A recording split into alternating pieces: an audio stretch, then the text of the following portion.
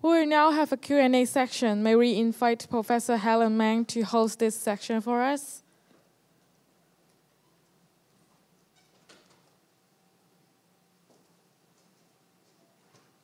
Thank you very much for the marvelous talks. So we're actually running a little bit late, and so I suppose I should probably keep the Q&A session brief. But may I ask the audience, are there any questions with regards to any of the talks and materials that are presented this morning? Yes?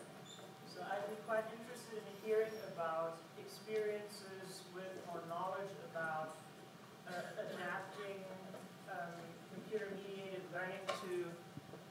adapting computer-mediated learning to different personal cognitive styles and abilities and things, differences in memory ability, retention, the speed it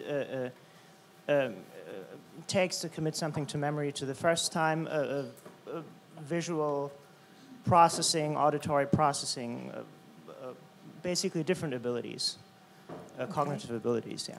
Okay, would any of our speakers care to share some views? I think, I mean, personally, I think being able to capture the data trace of the student learning in situ, I think that will reveal a lot of the abilities issues that you mentioned. I think we can track the process of learning and track understanding, as you could see in our last talk by Professor Zhu. I think it will be very revealing. Are there any other answers, comments? No? Other questions? Yes, Professor Leung Yi. At the back, yes.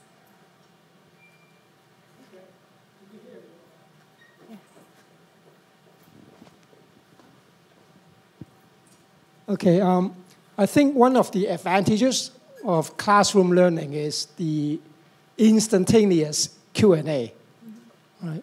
So I just wonder whether this feature, how to accommodate this feature into e-learning, okay?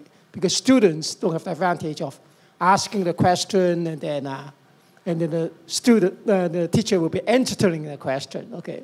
So I just wonder, with a class of 100,000 students, how can it be entertained, in e-learning? Erwin, I think. I'll say a few things, some technologies that could help. For example, there are some technologies using Q&A, question and answering system. So when you pose a question, we actually have a knowledge database that will find similar questions and the answer to that similar questions to you, right? So these are kind of template approach. Then on MOOC classes, in fact, there are TAs. They are standing by in the classroom hour or office hours that will respond to you. So I think there are ways that we could help to answer a particular type of questions. If it's some type questions is like recurring question, that's FAQ, right? But sometimes you need to have a face-to-face. Then MOOC will provide video, face-to-face video link, one-to-one, one-to-many, many-to-many type of link to facilitate that type of things. So we are working on it, trust me. We're working on it. Have better engagement, Great. yes. Yeah. Other questions? Yes, Gloria? Computational thinking is going to influence the people's way of thinking. So how can I teach a primary kid to think like, use the programming mindset to think of that? Because for me, I'm an information engineering student, and I start learning programming when I was in year 1, and then it's very difficult for myself to adapt the program flow and then the logic thinking and so on and so forth. And so currently, I'm doing some program for the primary kids and the like junior secondary school student about programming course, and I'm struggling to how to teach them to think on the program, like the way of program, what program think. Yeah, how can I teach them?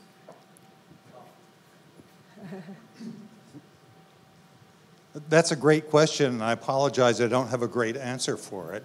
But I have to say, I think the first step to teaching children to, computer thinking is to learn to do it ourselves. I think that we have to cross that threshold in order to be able to teach it. In general, it's hard for a teacher to teach something that they haven't internalized themselves. So I do think that's the first step. I think that there are lots of resources and lots of people who are thinking creatively about how to use computer-related thinking, even without using computers, in various topics, including a lot of topics that children can relate to.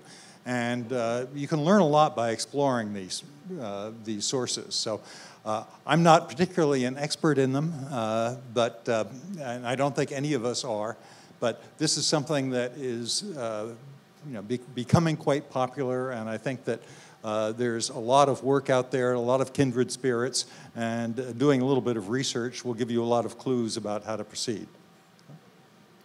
Yes. Last question, Jenny, Professor Jenny Loy. This is really a blue skies request rather than a question. When I was a student, the advice I was given is don't pick the course by the content, pick the course taught by the great professors. So I'm thinking, how can, and part of that great professors is the energy that they generate in the classroom. So I'm thinking, what kind of technologies can we be thinking about that can transmit that energy on a massive scale across the MOOCs? Just as I guess food programs want to transmit smells. So we want to transmit the energy that's taught by that great professor to the millions of people that will be taught. So I encourage all the scientists here to think about how we can develop technology to assist the transmission of that enthusiasm and inspiration to massive students. That's another great comment. I don't think it's a question, but a comment. It occurs to me and lots of other people that with the as education moves online, and many of us think that this is just the beginning of a massive revolution, that education is going to be globalized. Professors are going to be sharing their curricular components globally over the internet with other professors in various other places. It's conceivable to me that in each domain there will be emerging a superstar who is the best at teaching that, and because of the global competition in this, this global shared curriculum, whoever is the superstar is going to emerge and dominate all of the others, and the others will sort of fall by the wayside. Now, that's a little bit unfair. I think that the great way of teaching, tensor calculus or whatever, is going to be contributed to by lots of people. People will contribute components. But the person who is actually the best at presenting them and lecturing may very well emerge as being the recognized expert. So maybe there'll be only one professor, superstar professor in each topic. Who knows? My colleagues may all disagree. But I'm not the keeper of the microphone. Okay. So, last comment? Yeah, one more comment? It's a comment relevant to this. You said great professors can generate energy. Now, there is another way to generate energy within the learners, and this is not the same way, but the idea of gamification has been applied to various domains. For example, language learning. I do not know how successful this can be in various domains, but I think that is one way of generating energy and enthusiasm within students. Okay. So we have last request to one more. Okay. Okay, I'd like to ask a general question. I think that when we look at online learning, I think one of the benefits is that we can connect the micro modules together into connecting, so that people trying to learn a topic, you can connect the micro modules to teach them on a particular topic. The difficulty is seeing now is that these micro modules, each one of them are like a small program or small programming module. And each one of them may have slightly different input-output specifications. And when you connect them together, from the outside, they may look similar. They may look identical, or they may look connectable. But when you actually put them together, they are not, because they make different assumptions, they have different terminologies. And therefore, when you view them together, they don't make sense. I mean, that is the difficulty, I think, in online learning. From the philosophy, the general philosophy may look good, but there are practical difficulties when you try to do that. Mm-hmm. In fact, the talk that I would have given today, if I hadn't been talked out of it by my colleague, Victor, is on precisely that topic. It's something I'm very interested in. And there's a process that I refer to as commoditization of courseware that I think we need to go through. We need, and we've been through it in many, many other domains. Those of us who are old enough remember when personal computers and dynamic RAMs and so on got commoditized so that different manufacturers were producing different versions that were all plug compatible. Okay? We haven't done that in our courseware. As you point out, there are lots of things that are precious nuggets that are taught at MIT, but they're so intricately tied to other things that are taught at MIT that they can't be very easily exported. Okay? My view is that the solution to that problem, and this is a typical, straightforward engineering technique that we use in many, many other domains, but not yet in education. The trick is to come up with specifications of each module that are sufficiently accurate that they allow the module to be, replaced by some other module that satisfies the same specifications.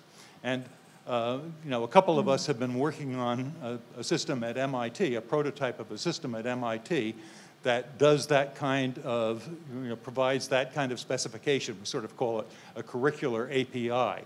That allows, fine-grained modules to be produced by lots of different sources and, different people who produce modules that address the same set of curricular goals are in some sense competing with each other.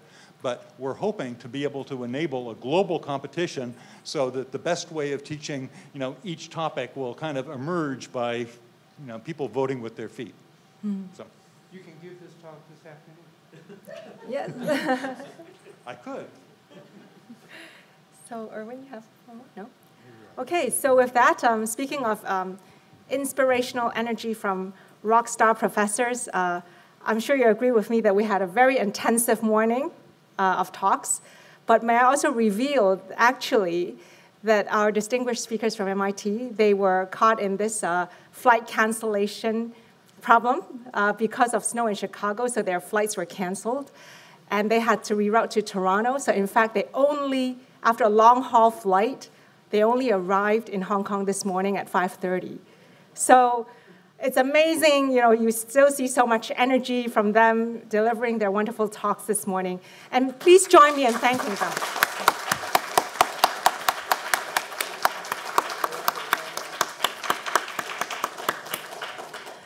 I'd also like to thank Mr. Patrick Hoon, Mr. Ian Hoon, and Mr. K.T. Poon from the Sir Stanley Ho Medical Development Foundation for such a strong support that made this workshop possible.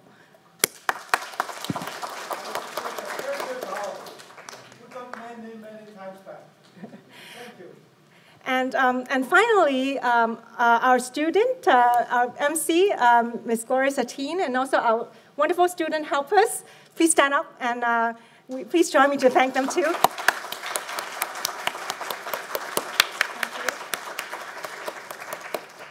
Okay, so with that, I declare the completion of this workshop. We have learned a lot, and we know that we need to work very hard to leverage the potential of e-learning to make education better for ourselves and for our next generation. Thank you for coming.